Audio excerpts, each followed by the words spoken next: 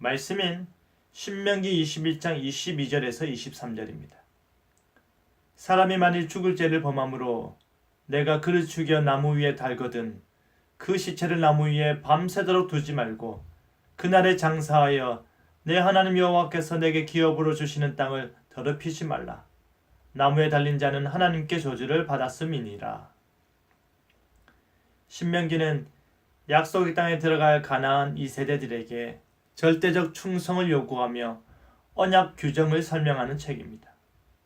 하나님의 언약적 주권이 어떠한지, 하나님 앞에서 거룩하고 성별된 존재가 되는 원리는 무엇인지, 약속의 땅인 가나안을 어떻게 정복할 계획인지, 그곳에서 어떻게 살아야 하는지를 신명기는 자세히 풀어 말해주고 있습니다. 이제 하나님 나라의 거룩성에 대해 말하기 시작하는데요. 나무에 달린 자라는 제목으로 말씀이 주는 교훈을 함께 나누겠습니다. 첫째로, 나무 위에 달다입니다.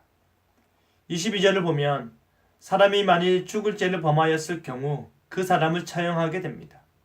그런데 이미 처형당한 자의 시신을 어떻게 한다고 합니까? 또다시 나무 위에 매달아 둔다고 합니다.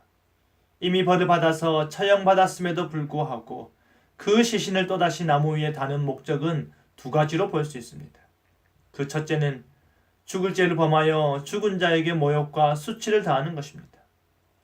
그리하여 그의 죄가 얼마나 무거운 것인지에 대해 증거하는 것이지요. 둘째는 나무 위에 달린 시체를 보는 사람들에게 죄악에 대해 엄중히 경고하는 것입니다. 사람들은 나무 위에 달린 시체를 보며 그가 지은 죄가 무엇이었는지, 그 죄의 결말은 무엇인지, 공포와 모욕과 수치는 얼마나 지독한지를 깨닫게 될 것입니다.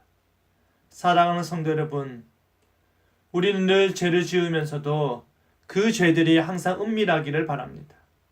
나의 죄가, 나의 악행이, 나의 수치스러움이 드러나지 않기를 바랍니다. 그것을 감추고, 그것을 숨기고, 그것을 애써 포장하는 일에 참으로 능숙합니다.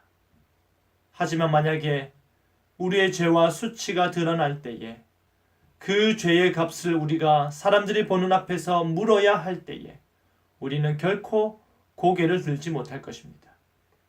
그 죄를 지었을 때의 떨림보다 더 큰 떨림으로 인해 비참함을 느낄 것입니다. 나무 위에 달린 시체를 생각하시며 늘 죄와 악으로부터 멀어지고자 노력하시기 바랍니다.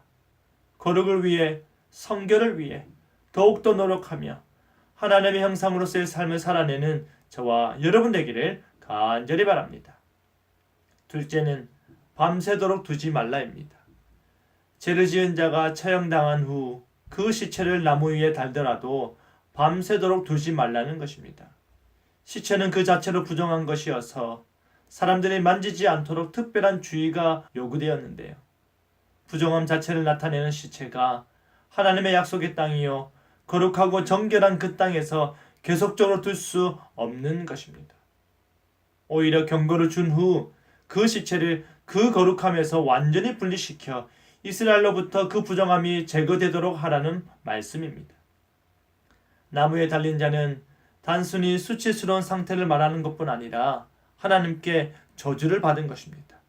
사람이 볼 때에 하늘과 땅 사이 높은 나무 위에 시체로 매달려 있는 것은 하나님께 저주를 받은 것이요, 하나님께서 죄를 얼마나 싫어하시는지를 그대로 보여주는 것입니다.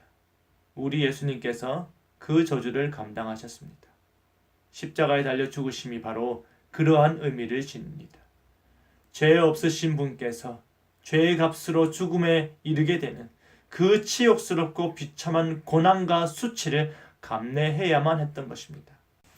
십자가는 우리 예수님께서 온 세상의 저주를 모두 받아내심과 동시에 십자가 보혈 아래 그의 구원의 은혜를 베푸시는 장소입니다.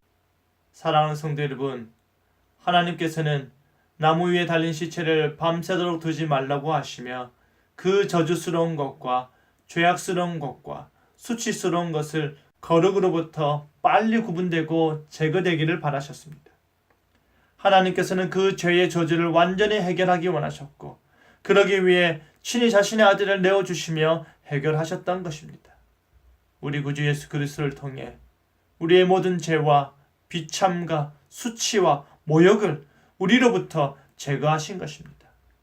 우리는 예수님께서 십자가에 달리심으로 인해 하나님의 의를 소유하게 되었고 하나님의 거룩에 동참케 되었습니다.